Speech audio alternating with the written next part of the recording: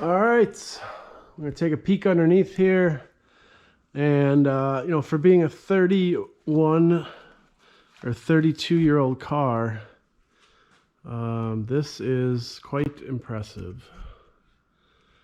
So factory exhaust, yes, the flanges are a little bit done, but other than that, so here we had a little brake line issue, which is common for this generation.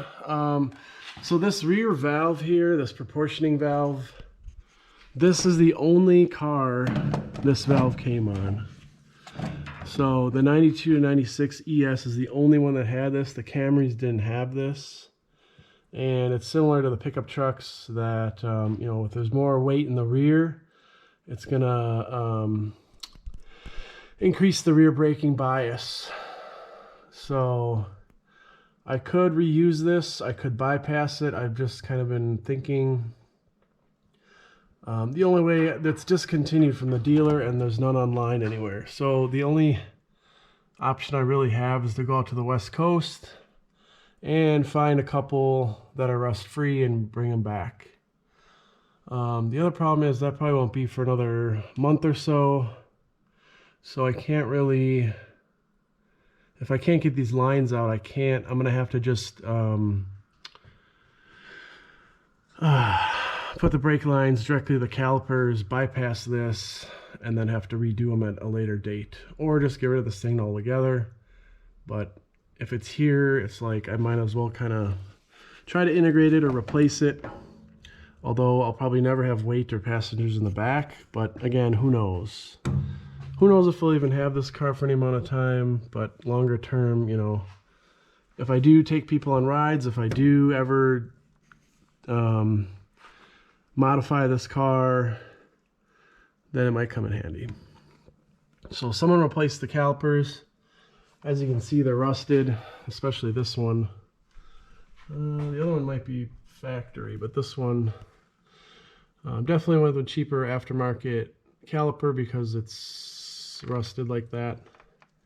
But again, everything under here is like really crazy rust free for having 200,000 miles and being from the Midwest.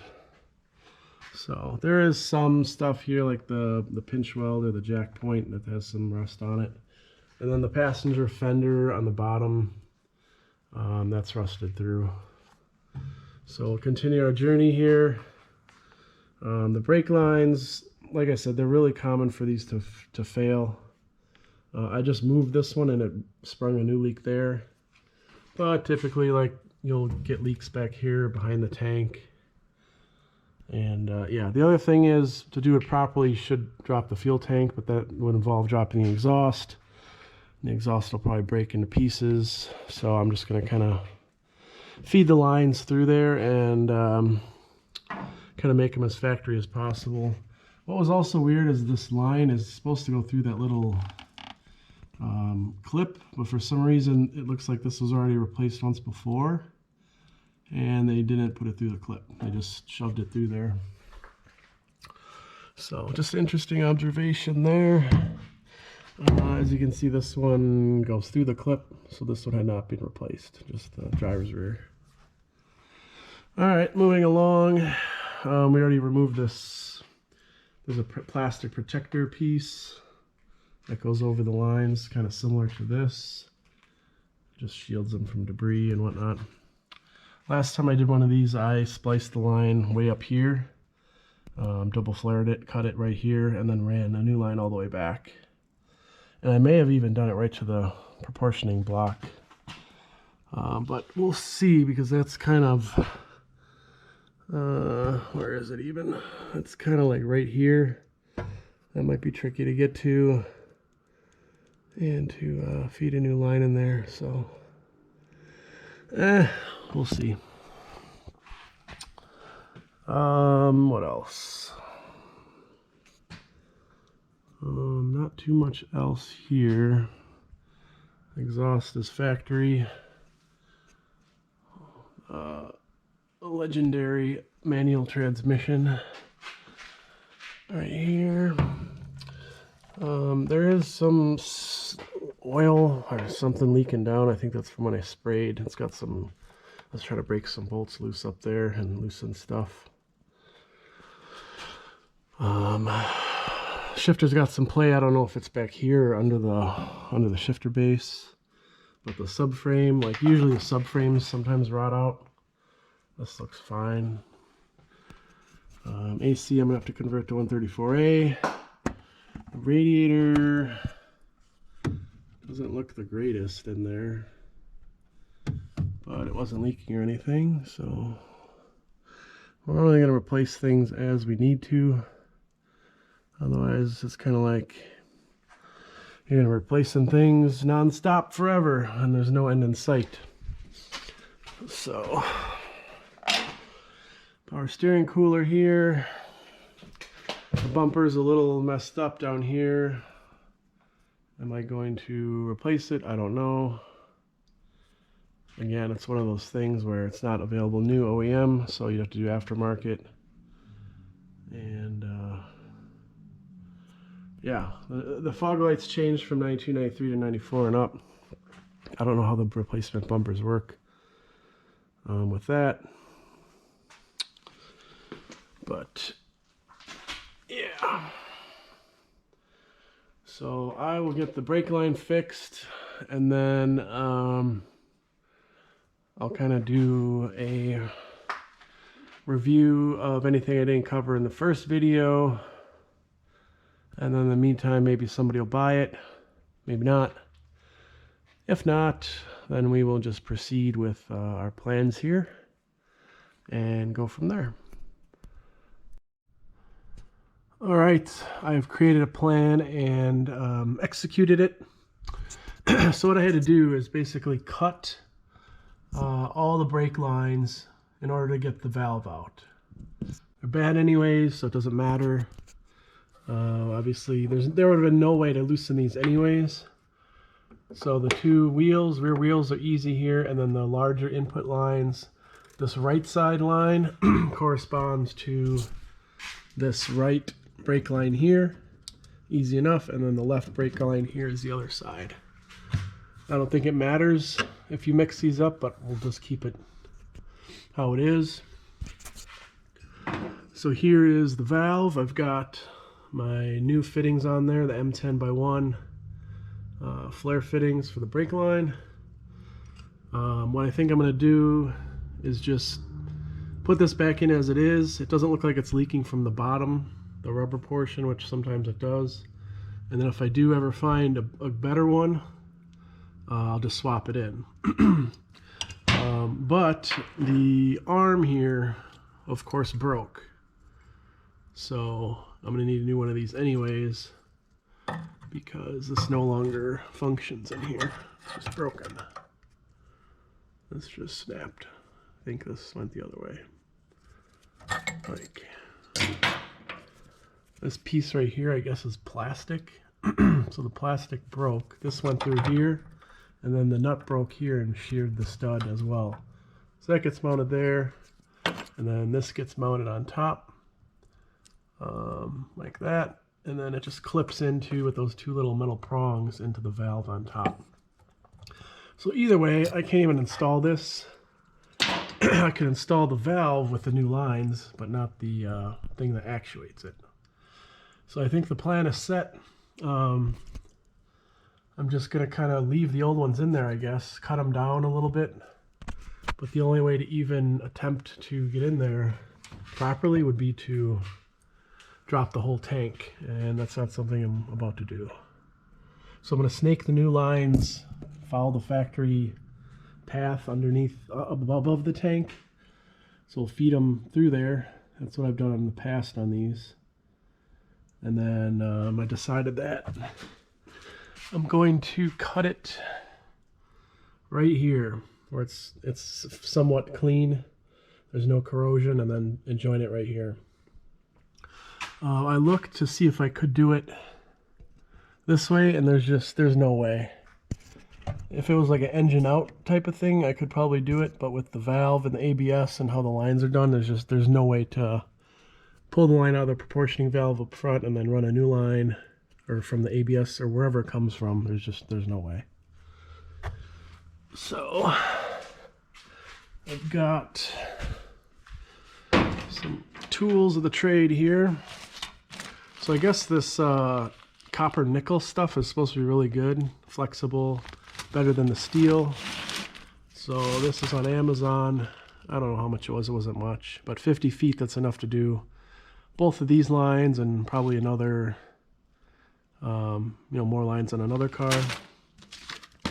We've got our tubing bender here, just to get some tight radius bends at the caliper, or the brake hose at the caliper. And then this nifty handheld double flaring tool we've got. So this is going to be helpful up near the chassis. I only ever use the one where you have to, you've got the wing nuts that you tighten down, and it's this giant thing that's super awkward underneath the car. So it looks like this is going to work a lot better. You put the line in the back and then tighten it down, and then on this side all you have to do is thread this little bubble flare maker in here until it bottoms out. Then you flip it over and then make a double flare with the other end. And that's it. So I'm pretty excited to use that to get the lines done. And then once we are done with that, that's it. We can lower it down and kind of move on to the next phase of this. The cleaner parts. We got to fix the coolant valve and some interior stuff. But yeah, next up is going to be the wheel reveal. So I've got the wheels all set, and I'm kind of excited to show you that after the brakes are done, brake lines, and then the car's down, and we'll do that reveal at the end of the video. So I hope you're excited. This is the last time you'll ever see the chrome center cap ES300 satin whatever wheels here. I honestly think these are the ugliest wheels on the planet. They're terrible. Terrible. Okay, so we'll see you in a bit. So this is where I'm deciding to do my cut and splice right here. You're gonna want some kind of a fine tooth saw or blade to cut your junction here. Obviously you need this, not to drop the camera. Position this thing here. Hold on. A little bit better angle, at least. Possibly. Alright. So obviously you don't want to crush it because you won't be able to make your seal. When you use a cutter or snips like this, it pinches the line. Like that.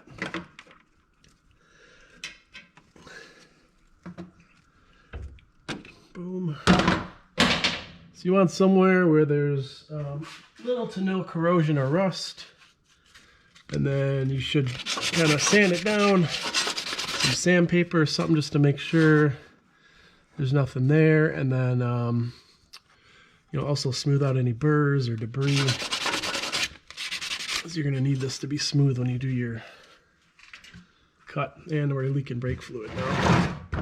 That makes it a little bit more complicated. You got to just wait for it to leak out so you don't get brake fluid down your arm and all over your clothes. That would be bad. So I'm going to wait for this to empty, essentially, and then I'll finish this cut right here, and then we'll have two good junctions, and then we'll move on to the flaring. But I can't do anything with it leaking like this. So I will let that drain and then come back, and I'll show you the next step, the double flare.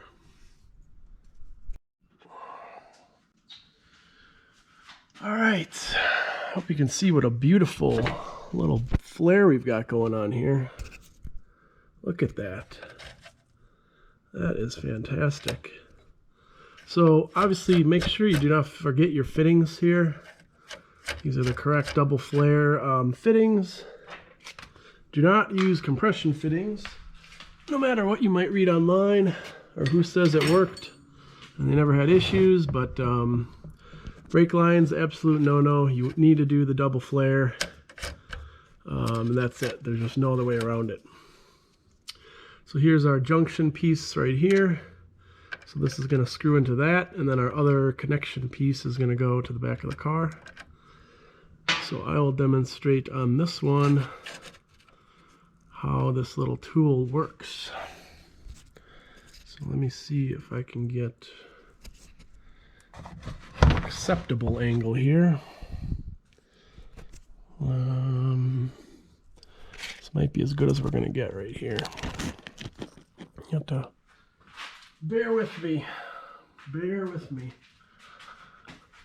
until I can afford proper camera equipment. You gotta start out on the bottom, the struggle bus here, trying to get YouTube to give you some money, but you got to get enough views and subscribers and all that. So that's kind of the goal, just to increase the watch time on all these videos I'm doing, the car videos, modification videos, anything cool I'm doing, I'll show you guys. So step one, now we've got this tool here. What we do is insert loosely the line here, and there's a little sight hole, but that's not really important right at this moment. I'll show you why in a second. So we're going to loosely tighten up these 10mm bolts. If I can. It's much easier with that. Okay, it's just barely snug so this thing doesn't fall off. Like so. Then it comes with a little tool. So this little like nut or whatever you want to call it. You're screwing this in here until it bottoms out. And what that does, it perfectly positions this line right where it needs to be. How convenient. Now you snug these very tight so the line doesn't move when you make your flare. So we're going to tighten these down like so. Okay, now all you do is remove this. Perfect. And then the flaring whatever implement here gives you a little red grease, I guess, to lubricate the tool. There's a little cap on it that says do not eat. So one of these is labeled OP1. Just gonna put a little bit of grease on here. You'll need a 17mm. Here it is over here. Okay, so OP1, I actually did it backwards. There's an arrow, it says OP1 and an arrow. So this goes in the hole, and you tighten it down. Simple. Tighten it down by hand until you feel it stop. Right where it stops is right where you're going to need to torque it down and then create your bubble flare. Two-part process here. Okay, so now we're creating that flare inside this block, like so.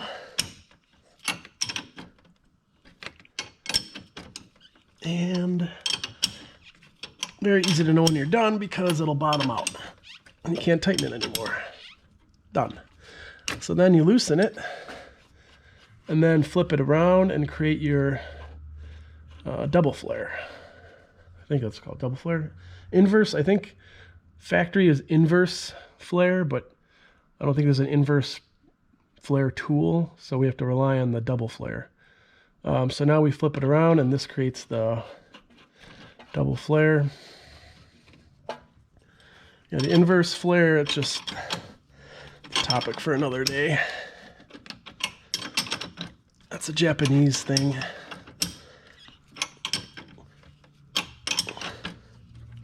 Okay, that one bottomed out. So now we're going to take this out. And then all we have to do is loosen these two.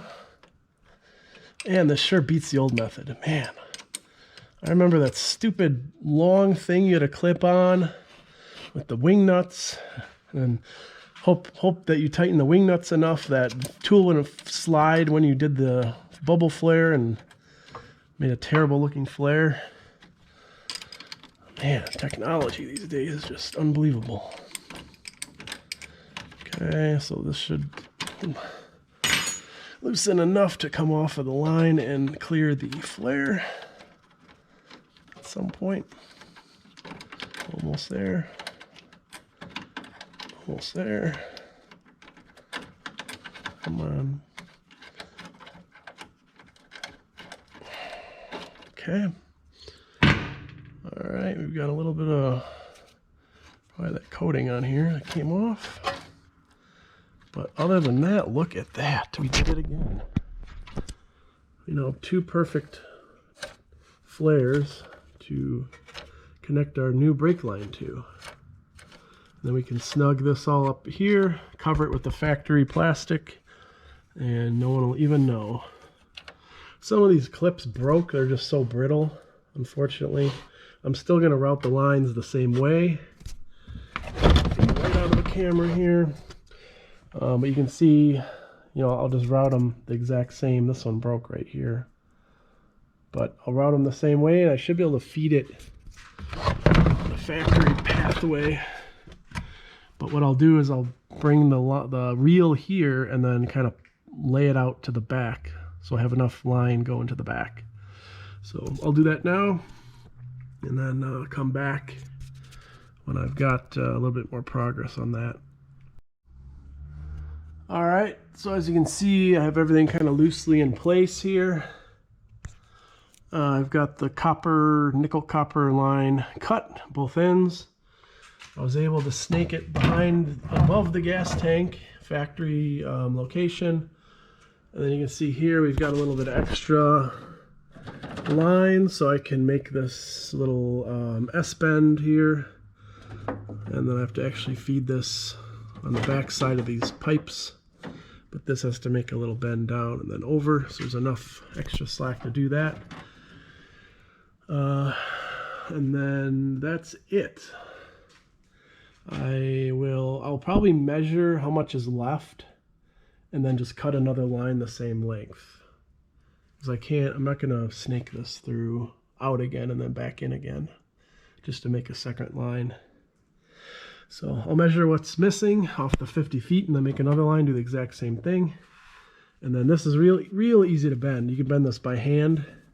So I'll just bend it from the front to the back and then kind of snap it in the retainers on my way back. And once I get to the back here, I'll do some kind of little loop or something and then get it into the rear valve. And then, yeah, just make sure it's secured as best as I can to the factory locations and go from there. So I'm going to finish up the lines. I'm not going to bore you with any more flare making. Like I said, just don't forget to put your fitting on before you make the flares. And then make sure the end is nice and neat. Sand it down with a file or sandpaper flat, ready to go. And that's it. So once I get these in, then I will work on the wheels, which should be very easy compared to this part. All right, the brakes are officially done. We've bent all the lines to be in a semi-stock fashion here. Nothing is touching or rubbing anywhere, so we're not going to get any vibrations.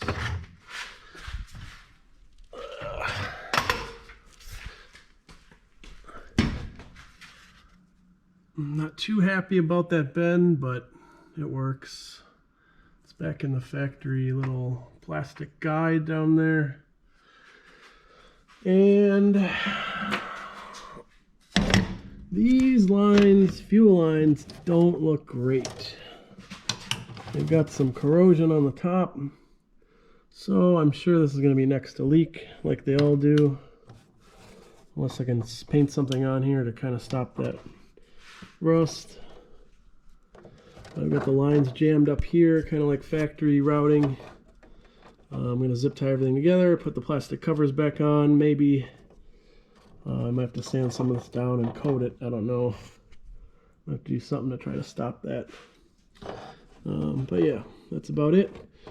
So I'm going to fill up brake fluid and then crack the rear calipers so it can gravity bleed, and then I'll do a regular brake bleed after that.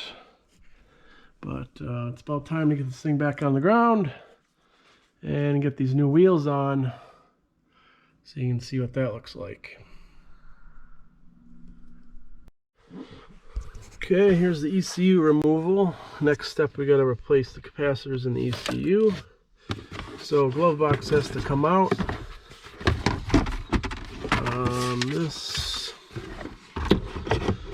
There's basically 3 nuts. There's one here, and then one on the left. And then there's one screw up top, and then the glove box just kind of pops out of its holder.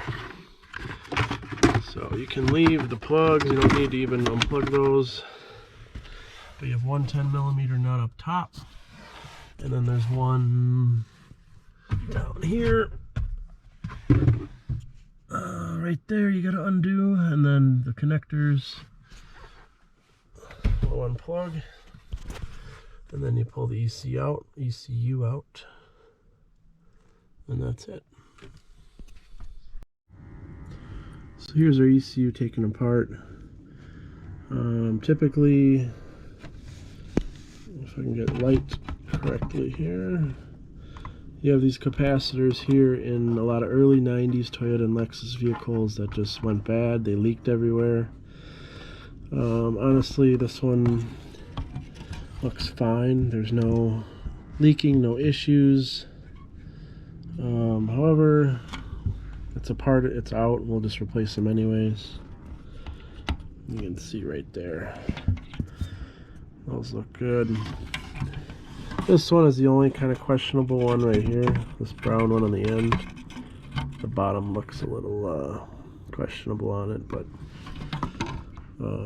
typically a lot of the SC300, SC400, LS400, starting in 1992, all had issues. And a lot of Toyotas as well. The MR2, T100 trucks. They all had problems, but for some reason, maybe this one had a good batch yet. It was an late 91 production, so maybe some of those early 92 vehicles didn't have the problem. But again, just for preventative sake. So there's 1, 2, 3, 4, 5, 6. There's only 6 on here. Some of the other ones have a bit more. So we'll get those replaced and the ECU back in and check that off the list. Okay, you can see our replaced capacitors or new ones, 4 there and 2 down here. Nothing exciting here.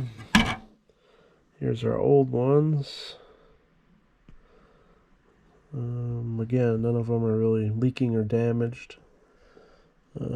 Maybe a tiny bit on one of these or 2, but that's it. Now we have years of enjoyment and electrical free issues.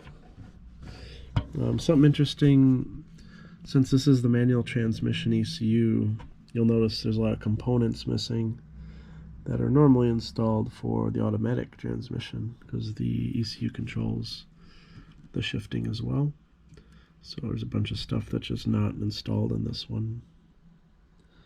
Just a fun fact. Some vehicles you can use the AT ECU in the manual transmission. It works the same. But others, the actual plugs are different. Like T100s, they're all different. The manual, automatic, 2-wheel drive, 4-wheel drive, you can't interchange them. But some cars, like the Lexus, early Lexuses, you can just swap them.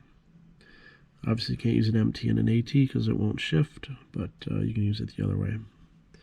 So next step, I think, is climate control and the cluster, getting that working again, and then bleeding the brakes, and then the wheels are coming very soon, very soon. So this vent has to be the worst vent in the history of cars. There's no tabs, there's nothing that holds it in. You just gotta like do this, and I've been working on this for probably 20 minutes. And if you pry this, you can break these, you know, so it's very, very difficult. I don't know, there's no trick. The manual says there's like a tab here, tab here, tab here, tab here. But I've like worked my way around everywhere, and it just doesn't pop out, and there's no way to pull it. Otherwise, you know, you're gonna damage these sliders or these vents or break something. So you literally just have to just kind of work it and hope it pops out, I guess. It's just kind of stupid. If you pry up here, like these will flex and break. So I don't know. It's so dumb. There's no there's no angle to pull. Like you can't pull it anywhere. So I'll keep working on this, I guess, for the next hour. In the meantime, here's our 96 climate control with the outside temp option. And we're gonna get rid of that wood, that nasty wood on there. So once I get this out, I'll pop that in. But yeah, it's frustrating. There's no, yeah, it's just like pops. If you pull it a little bit harder, it'll crack. Like this is, I'm prying on it, but it's just not coming out of here. And it doesn't make any sense. So I'll keep going, see what happens. And then next step after that, obviously pull the cluster out and do that. This is like somebody screwed into this for some stupid reason. So this is kind of peeling back. I need to find a new center console, black, which is going to be next to impossible because these are just getting so old and parts are not available anywhere. So yeah, I don't know. And then this, I don't know if I'm going to keep this or go to like a doubled in, like a CarPlay, Android Auto type situation with the GPS. We'll see. But yeah, wish me luck. All right, got it out finally. I found that if you remove the cluster, you can push pretty hard on the back side and then pop it out. So that's what I did. And you can see the little tabs, if you want to even call them that hold this thing in. Right there. Just a little molded in tab. And on this end of it, yeah, you can see kind of right there, that little retainer. So it locks it in. I basically pushed on this end of it from the inside, and then with the backside pressure, I could release kind of the tab area, and then it popped out. So good to go. This one actually looks like it's missing the, whatever this is. It's gone. The tab holder. At some point someone had this out. So 2 screws on top and then 2 on the bottom to remove the whole radio and climate control assembly. And that's it. So I'll get that swapped over and test it out. All right, as you can see, our new climate control is in.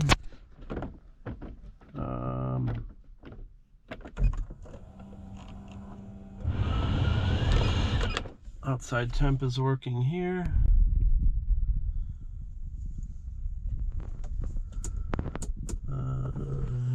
dimmer's not hooked up, so there's not going to be any lights. What I don't know is why is this not working?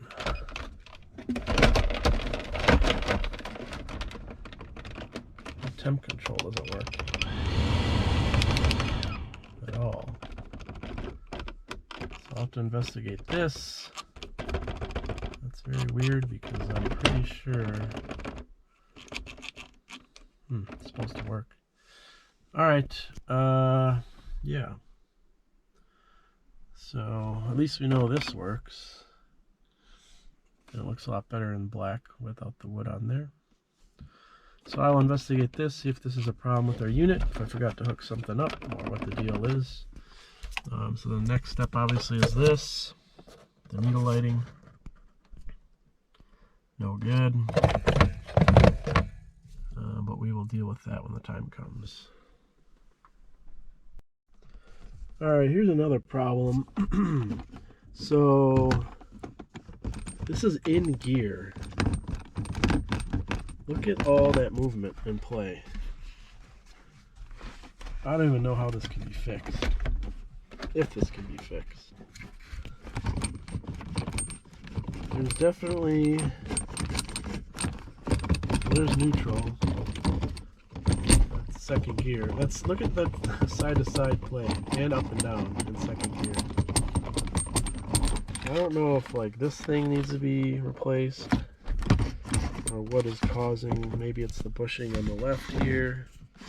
It's causing it to. Yeah, that is just crazy. Well, I'll have to research that and see what the options are, because that is just not normal.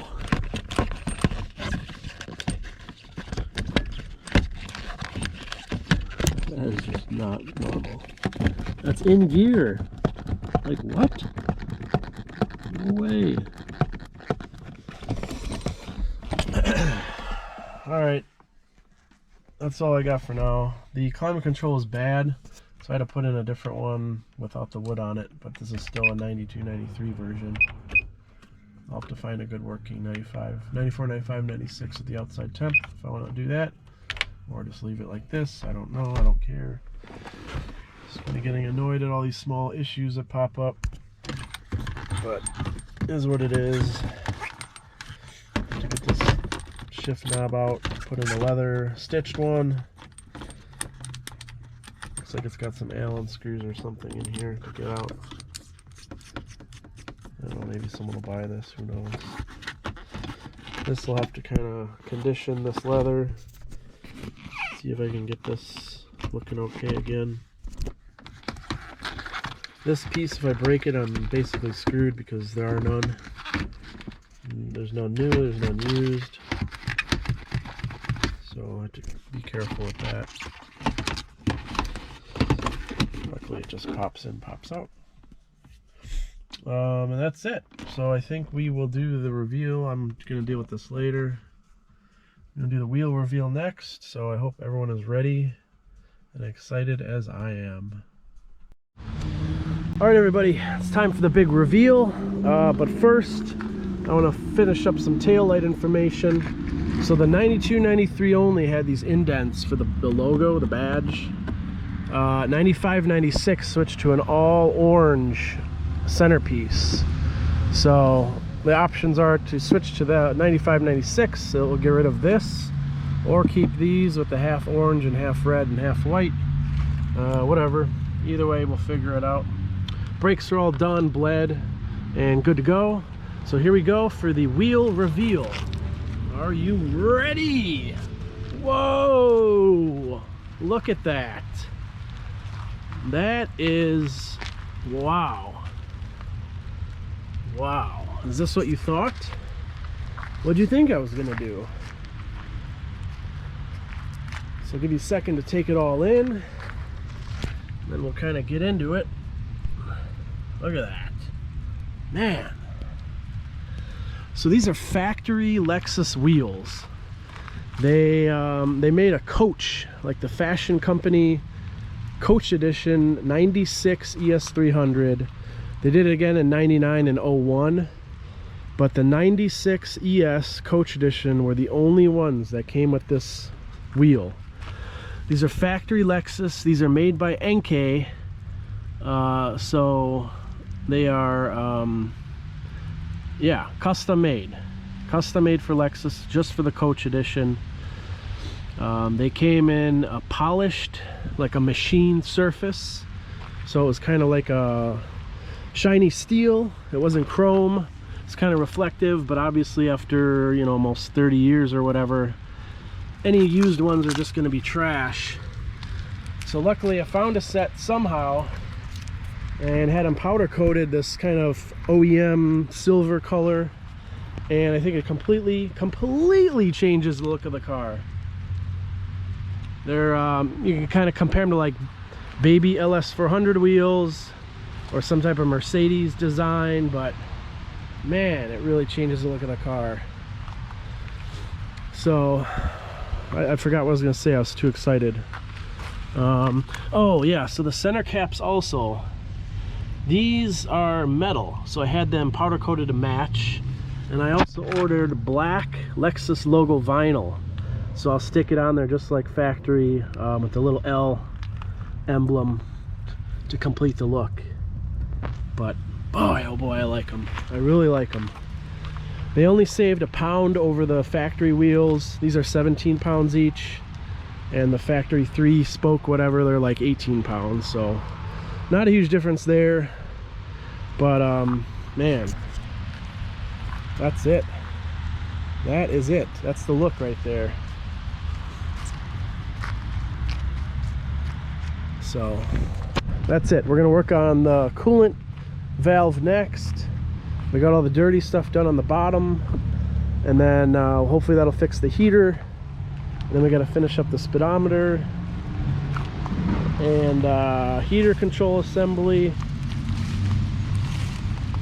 and yeah, then we can kind of start thinking about what we might want to do for modifications, and do the baseline dyno and the distributor adjustment and the MAF adjustment to get some baseline dyno numbers, and then we will go from there.